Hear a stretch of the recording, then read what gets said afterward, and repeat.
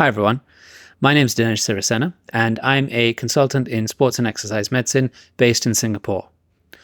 Thank you to the Sri Lankan Emergency Medicine Association for inviting me to talk about shoulder ultrasound. Now, shoulder ultrasound is one of those bread and butter areas that's really important for us in musculoskeletal medicine. And hopefully over the next 20 to 30 minutes, I'll share with you the essentials of shoulder MSK imaging and how you can go about it if patients do present to you in the emergency department with shoulder pain.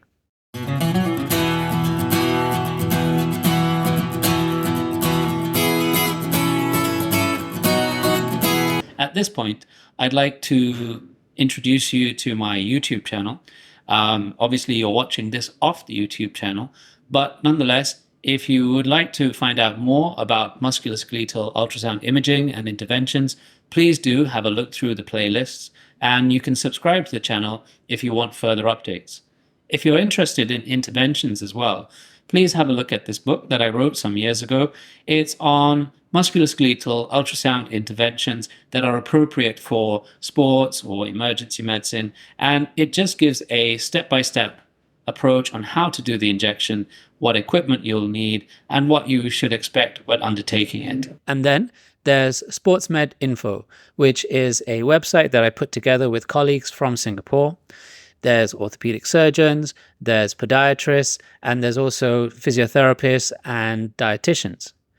We put together this free resource, which is available to anyone. There is no restrictions on it in terms of subscriptions, and it's just free information out there that's done by professionals with patients and their relatives in mind, and hopefully you'll find it a useful resource.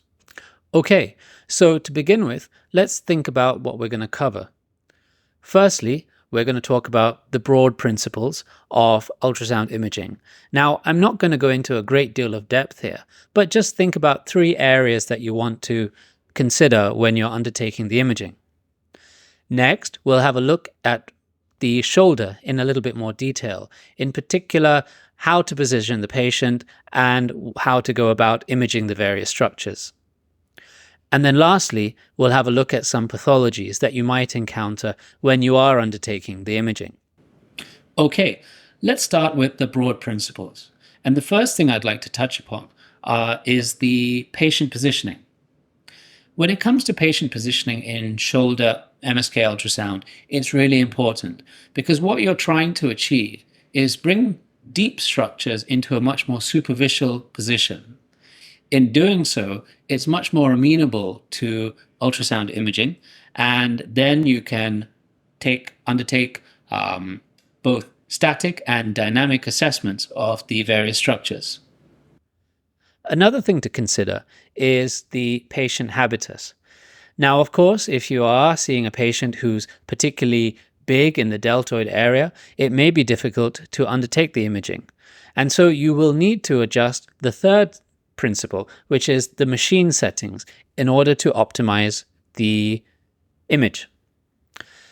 In addition to this, if you have a, say, older patient or somebody who has much more adipose tissue, it will affect the quality of the images that you obtain. In older populations, you also may see more degenerative changes, and it's important to bear in mind that this will affect your imaging. In terms of changing the imaging setting, now, of course, I don't have time to go into everything here in great detail. However, if you look back at the YouTube channel, I have put in there a video about the different types of settings that are important in musculoskeletal ultrasound imaging, and also about the ways to optimize it and adjust it according to the area you're scanning, the type of imaging you're undertaking, and how to optimize these. Okay, so let's have a look at the shoulder in a little bit more detail. Coming to the first principle about patient positioning, I tend to either have my patient sitting upright or, more preferably, lying down. The reason for the latter, it's because the patient is more comfortable, they tend to be a lot more stable, And if you're new to ultrasound imaging and you are getting accustomed to the practice of scanning the shoulder, it is more useful in this position because your images will be more stable and hopefully you're not having to adjust the patient in addition to your transducer. And in that case, it means that you can have one hand free to adjust the machine and the settings while scanning the patient. It's also a good idea to get accustomed to scanning a patient with both hands. What I mean by that is we tend to have one hand which is more dominant and it allows us to scan with a lot more dexterity. However, it's not always possible to do so, and it may be that you sometimes are in a slightly awkward situation for scanning, and so getting used to scanning with the other hand is equally important. So the first thing that we're going to scan is the long head of the biceps tendon. So the long head of biceps, remember, goes all the way up to the glenoid and it attaches on with the superior labrum. However, you won't see all the way up there because of the acromion sitting over the top. But to bring the long head of biceps into a more exposed and superficial position, we ask the patient to have their hand in a supinated position with their elbow flexed, and this tends to bring the biceps tendon a lot more superficial. In the slide, we can see the positioning of the patient, and you can see on the anatomical image the cross-sectional view that you're hoping to achieve.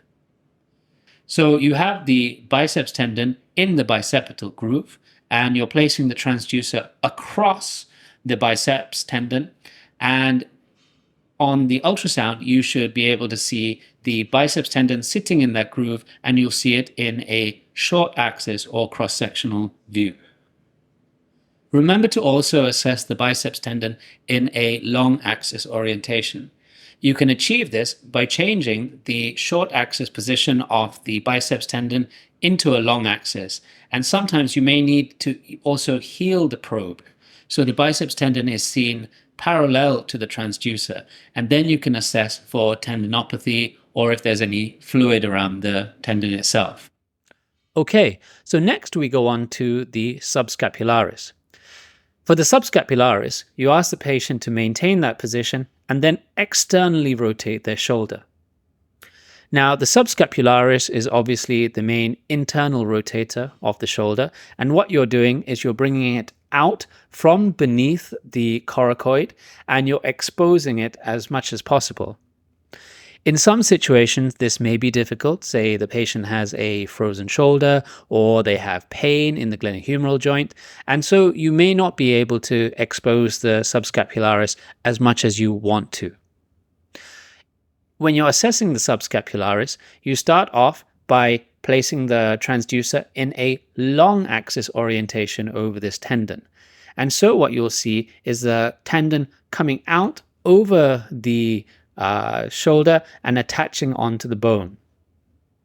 It's important to remember that the subscapularis has a multi-pennate structure, and so scanning from superior to inferior to assess the tendon in its entirety is important.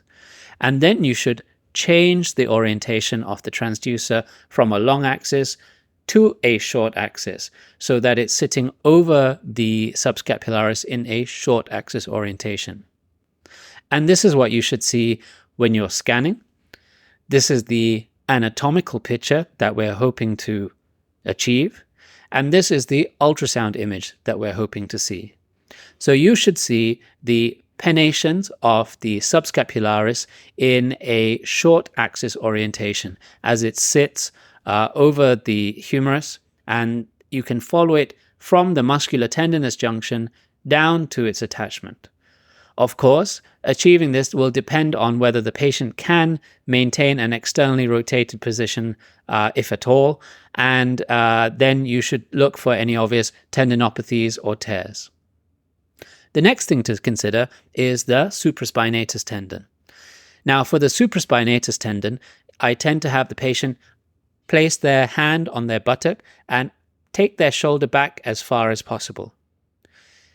The initial assessment of it is by placing the transducer in a long axis orientation.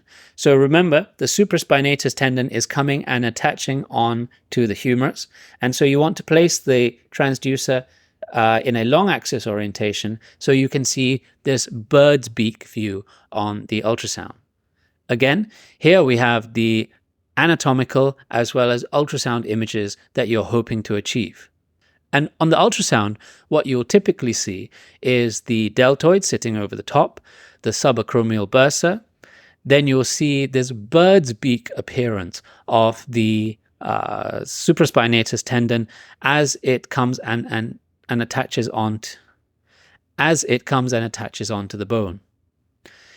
In this position, you can also do a test for impingement, for subacromial impingement.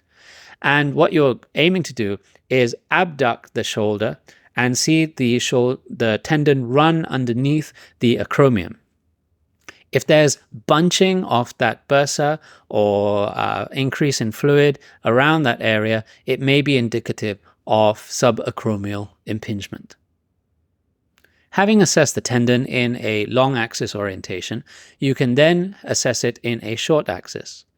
Remember, the patient has their hand on their buttock and the shoulder is pulled back.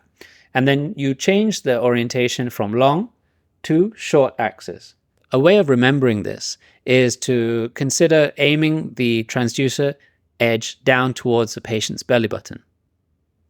Again, here we can see the anatomical images that you're hoping to achieve and the ultrasound. So again, you will see the deltoid sitting over the top, the subacromial bursa. You'll see the supraspinatus tendon, this time in a short axis orientation.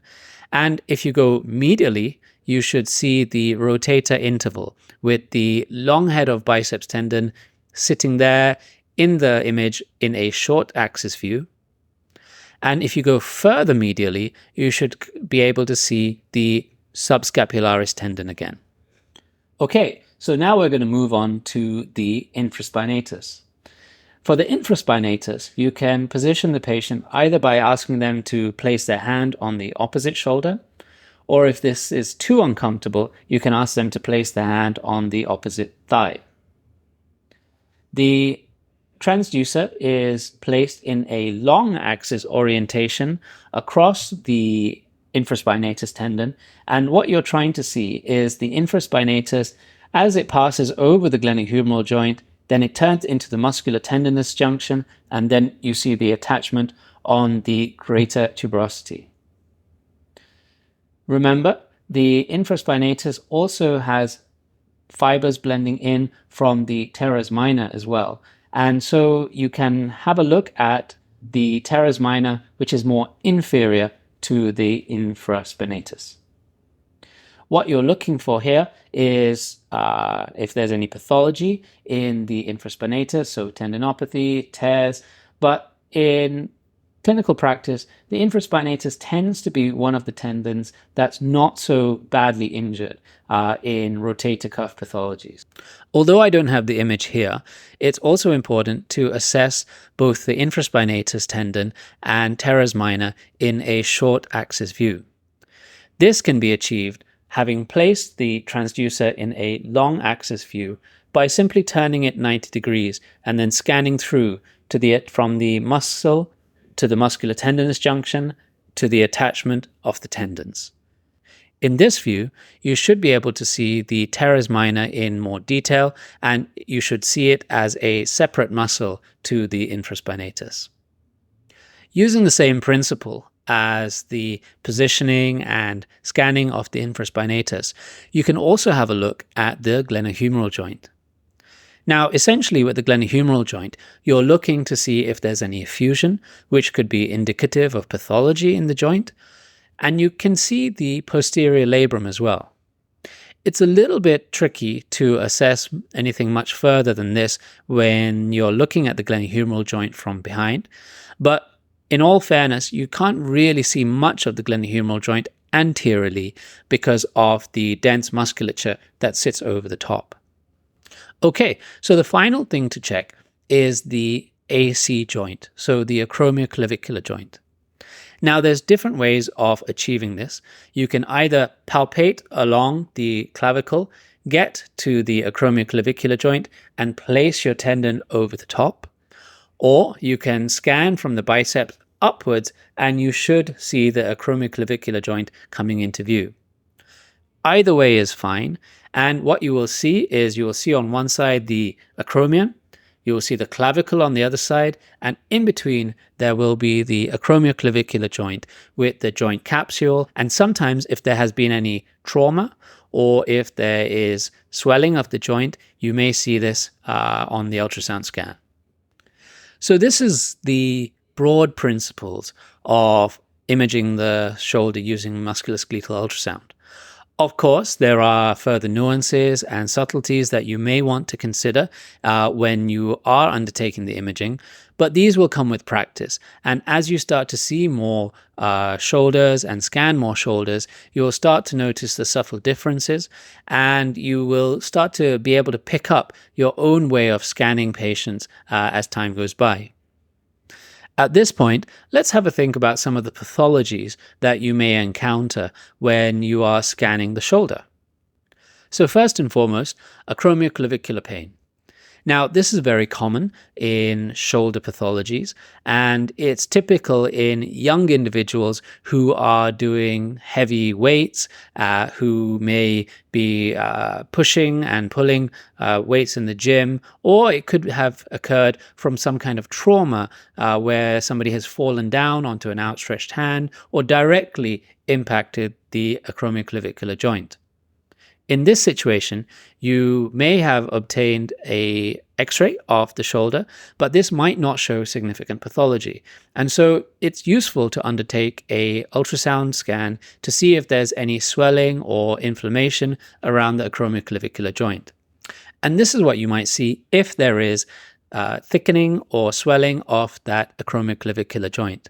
You'll see the acromion with the clavicle sitting next to it, and you'll see the joint capsule surrounding it. If there's swelling or thickening of the joint, you will see a hypoechogenic change surrounding the acromioclavicular joint, and this will be suggestive of a hypertrophy or swelling of the AC joint. If you're not convinced and you don't think it is a significant problem, it's useful to check the left and right shoulder side by side. In this situation, you can see that there is a significant difference in the echogenicity from one side to the other, and it confirms the pathology that you are considering. As I mentioned before, you may still undertake an X-ray imaging to see if there is significant separation of the acromioclavicular joint or if there are any concurrent fractures or bony injuries. If you decide to undertake an intervention into the acromioclavicular joint, you can place the transducer in a short axis orientation over the joint, and you can use an outer plane approach, guiding the needle directly down into the shoulder so that once it's inside, you can inject the substrate that you want to, and actually the distance shouldn't be very significant because you're using the out of plane approach. Okay, so let's have a look at a long head of biceps tendon injection. So as I mentioned, the long head of biceps tendon you scan by having the patient with their arm in a supinated and elbow flex position, and you place the transducer in a short axis orientation over the biceps, and you'll see it sitting within the bicipital groove.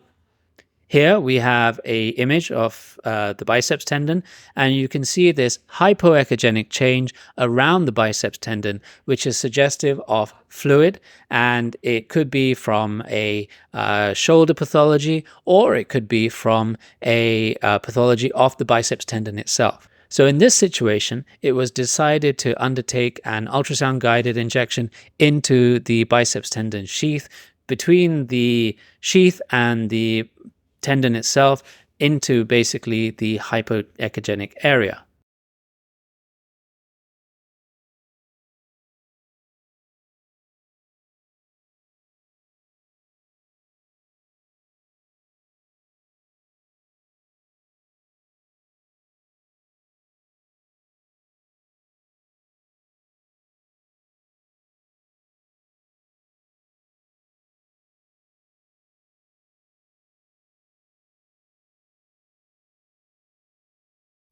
As you can see on the video, the needle is being guided from a lateral orientation into that sheath, into that hypoechogenic space, and the fluid is then delivered. And in the second video, you can see as the fluid is being injected into the space, it flows around the biceps tendon and it will inevitably track down the front of the shoulder. Sometimes when patients come in with shoulder pain, it may be on the background of a more chronic pathology which is underlying. In this situation, you can see a patient who's got a calcific tendinopathy of the supraspinatus. Here you can see this hyperechogenic change in the substance of the supraspinatus, which is representative of that calcific change. The reason it's hyperechogenic is because calcium, like in bone, reflects the sound waves much more vigorously than soft tissue, and as a consequence, it appears brighter on the ultrasound. It's important to assess this hyperechogenic change in both a short and long axis orientation. So once you've identified it, pause, measure it, turn your transducer 90 degrees, and do the same in the other orientation. So here we can see this hyperechogenic change on the ultrasound, and when we turn to a short axis orientation, we can see that it's not quite as wide in the short axis, but it's still present and visible. So next we're going to have a look at a supraspinatus tendon tear. Now there's varying degrees of tendon tear, and it could be articular, bursal-sided, full thickness, partial thickness, full width. So there's various nomenclatures that we can use, and it's important to familiarize yourself with these as well. But let's have a look at this image. So here we have the supraspinatus tendon in a short axis orientation. And what you can see is the humeral head. You can see the supraspinatus tendon sitting over the top, and you can see this hypoechogenic change running through it. So this was a full thickness tear of the supraspinatus, but not the full width. So we call it a full thickness, partial width tear of the supraspinatus tendon. It extends from the articular to the bursal surface of the tendon, and it's important again to assess it in a long axis view. And here we can see it in the long axis view.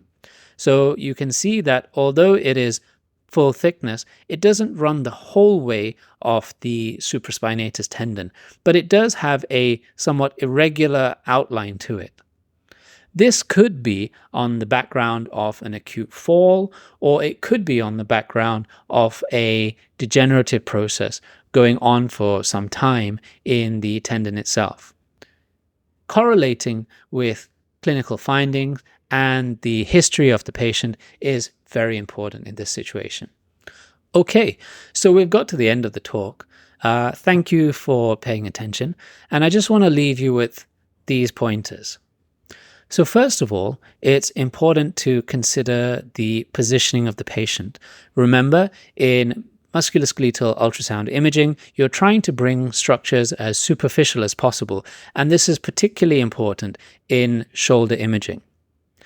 Next, you have to think about the patient factors, so their age, muscle bulk, adipose tissue. So all of these things will play a part in the imaging, and it will affect the quality of the images that you obtain. Finally, you need to try and optimize your images, and you do this by being familiar with your machine and becoming accustomed to adjusting the image as you are undertaking your scanning. Lastly, it's important to stick to your scanning protocols. For me, I tend to scan the shoulder in a particular way, and I've done this for many years and become quite accustomed to it. In doing so, what you're trying to do is avoid missing areas, and you're trying to keep all the scanning in a standardized way, and you want to then assess each area as thoroughly as possible. Remember, if you do have any pathologies, it's important to scan in both a short and long axis orientation to confirm that there is a pathology, much the same as you would do with an X-ray. And once you have got this pathology there, you may even want to undertake some functional imaging. So asking the patient to move and seeing if there is any changes to the pathology you've identified. So thank you for watching. I hope you found the video informative and it adds to your knowledge of musculoskeletal ultrasound imaging.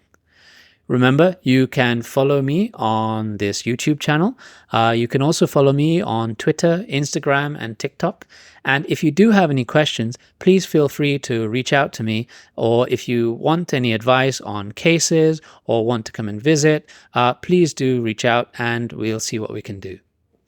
Thanks again for the opportunity to present to you, and I hope that in the future we will be able to meet in person and talk more about musculoskeletal ultrasound imaging and how you can use it in your clinical practice. Thanks again.